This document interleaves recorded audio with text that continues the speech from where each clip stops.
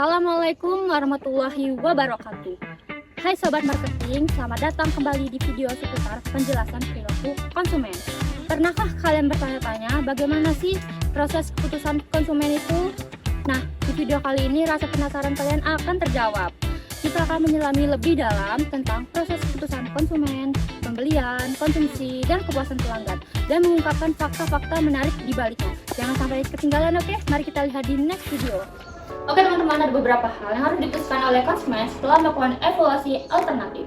Nah, setelah melakukan evaluasi alternatif, maka berikutnya konsumen akan melakukan pembelian setelah mereka memahami apa yang dibutuhkan, kriteria barang apa yang akan dibeli, maka konsumen akan melakukan pembelian. Di sini ada 3 macam pembelian. Yang pertama ada pembelian terencana sepenuhnya, yang kedua pembelian separuh terencana, yang ketiga pembelian tidak terencana. Nah, apa sih pembelian terencana sepenuhnya itu?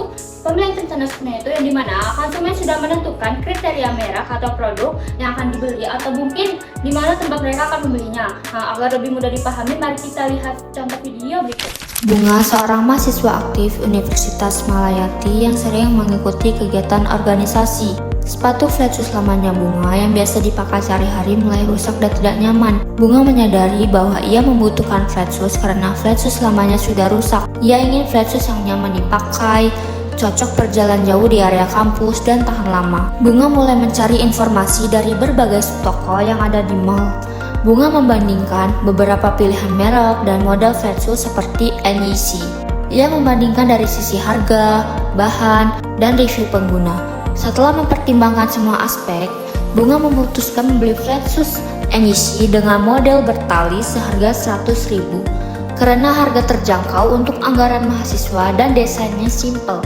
Nah, itu adalah contoh dari pembelian terencana sepenuhnya. Setelah tadi pembelian terencana sepenuhnya, selanjutnya ada pembelian separuh terencana. Apa sih pembelian separuh terencana itu? Nah, ini hasilnya di mana konsumen seringkali sudah mengetahui ini membeli suatu produk sebelum masuk toko atau swalayan, namun ia tidak tahu merek apa yang akan dibelinya sampai ia memperoleh informasi lengkap dari pramuniaga. Agar lebih jelas, mari kita lihat contoh berikut. Marsha, seorang mahasiswi manajemen, rutin mengunjungi toko buku untuk mencari referensi atau sekedar melihat buku baru. Saat itu ia menemukan diskon besar untuk beberapa judul buku yang sebenarnya tidak sedang ia cari secara spesifik. Marsha memiliki kebiasaan untuk pergi ke toko buku, menunjukkan adanya rencana untuk berinteraksi dengan buku dan kemungkinan membeli. Adanya diskon besar dan ketertarikan Marsha pada judul-judul yang didiskon, meskipun awalnya tidak ia cari, adalah faktor yang tidak terduga dan memicu keputusan pembelian. Kunjungan ke toko buku adalah tindakan terencana, namun buku mana yang akhirnya dibeli dan kapan pembelian itu terjadi sangat dipengaruhi oleh faktor eksternal atau diskon dan respon emosional Marsha saat itu.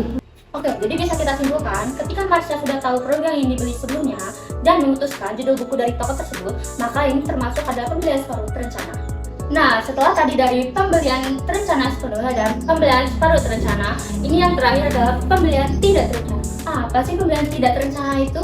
Nah, ini dimana konsumen seringkali membeli suatu produk tanpa direncanakan terlebih dahulu. Keinginan untuk membeli seringkali muncul di toko atau supermarket. Banyak faktor yang menyebabkan hal tersebut, misalnya dari tampilan produk yang menarik dan rasa penasaran. Bagaimana contohnya? Langsung kita simak di next video. Marshanda, seorang mahasiswi, pergi ke supermarket dengan daftar belanjaan yang berisi bahan makanan pokok untuk seminggu. Saat melewati bagian makanan ringan, ia melihat tumpukan cookies dengan rasa baru yang belum pernah ia coba. Meskipun tidak ada dalam daftarnya dan dia tidak terlalu lapar, tampilannya menarik dan rasa penasarannya membuatnya langsung mengambil satu bungkus untuk dibeli. Keinginan untuk mencoba cookies rasa baru muncul secara spontan saat melihat di supermarket. Tidak ada perencanaan sebelumnya untuk membeli makanan ringan jenis itu. Nah, itulah dari contoh dan penjelasan dari 3 macam pembelian. Selanjutnya ada proses pembelian. Dalam proses pembelian ada 2 tahap. Yang pertama ada tahap pra-pembelian, yang kedua ada tahap pembelian. Nah, yang pertama pada tahap pra-pembelian, pada tahap ini meliputi mencari informasi atau information contact dan mengambil dana atau find access. Apa sih yang dimaksud dengan mencari informasi ini? Nah, ini yang artinya konsumen akan mencari informasi mengenai produk merek atau toko dari berbagai sumber seperti koran, majalah, radio, dan televisi. Nah, contohnya pada tahap pra-pembelian seperti Andini, mahasiswi semester 4 jurusan manajemen, memiliki masalah breakout karena stres dan cuaca panas. Skincare lamanya tidak cocok lagi dan dia ingin mencoba produk baru yang bisa membantu meredakan jerawat dan menjaga kelembapan kulit. Andini tidak ingin asal beli skincare karena takut makin parah, jadi dia mulai meriset mencari informasi seperti nonton YouTube dan TikTok untuk melihat review dari beauty blogger untuk kulit sensitif dan berjerawat. Setelah melakukan riset, Andini menghitung total dana yang dibutuhkan seperti dari tabungan pribadi. Andini pun membeli samping Acne Hero melalui website resmi untuk memastikan keaslian produk. Selain perlu mencari informasi mengenai produk dan merek yang akan dibeli, konsumen juga perlu mengetahui dari mana sih dana yang akan dipakai untuk membeli produk tersebut, maka itu yang disebut dengan mengambil dana atau fund access. Setelah tadi pada tahap pra-pembelian, selanjutnya pada tahap pembelian. Nah, pada tahap kedua ini, perilaku meliputi berhubungan dengan toko, mencari produk, dan melakukan transaksi. Nah, berhubungan dengan toko ini atau store contact, adanya keinginan membeli produk akan mendorong konsumen untuk mencari toko atau pusat perbelanjaan tempat mereka membeli produk tersebut.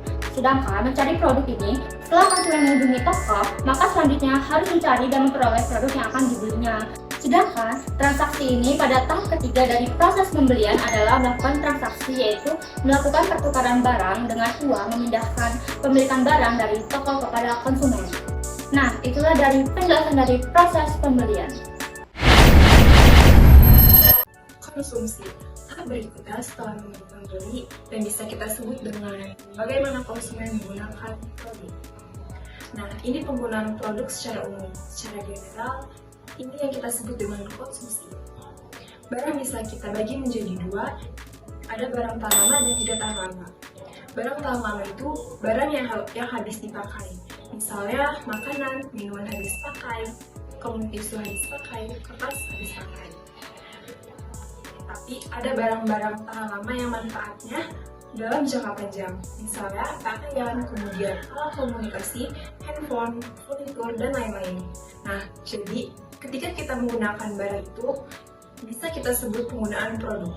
Setelah kita membeli, kemudian mengkonsumsi, kemudian ada feeling yang kita sebut dengan feeling kepuasan atau feeling ketidakpuasan.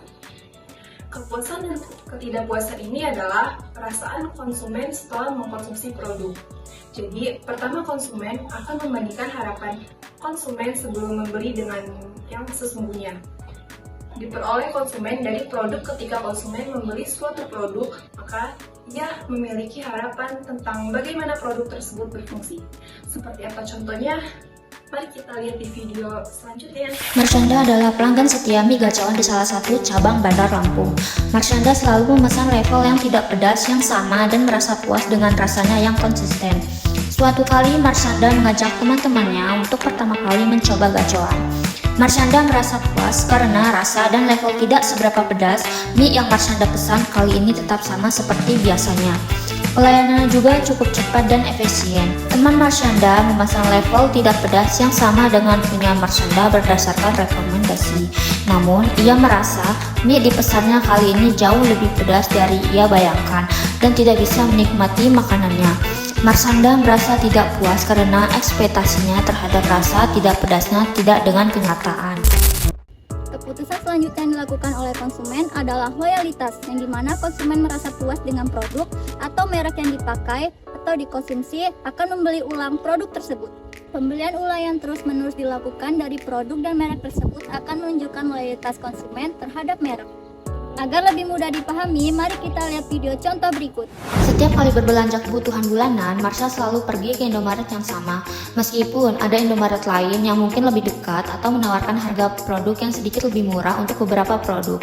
Marsha mungkin menyukai tata letak dari Indomaret tersebut, kualitas produknya yang terjamin, program loyalitas pelanggan yang menguntungkan, atau merasa nyaman dengan suasananya dan pelayanannya. Loyalitas di sini bisa dibangun atas dasar kenyamanan, kepercayaan terhadap kualitas produk. Manfaat dari program loyalitas, misalnya poin atau diskon khusus, atau pengalaman berbelanja yang menyenangkan secara keseluruhan. Gimana? Sudah lebih paham tentang penjelasan dari proses pesan ke konsumen? Jika kalian masih bingung, bisa ulangi kembali videonya atau tinggalkan pertanyaan di kolom. Jangan lupa subscribe agar tidak ketinggalan materi berikutnya. Saya Devi Ramaulia, izin pamit undur diri. Wassalamualaikum warahmatullahi wabarakatuh. Before you cross my mind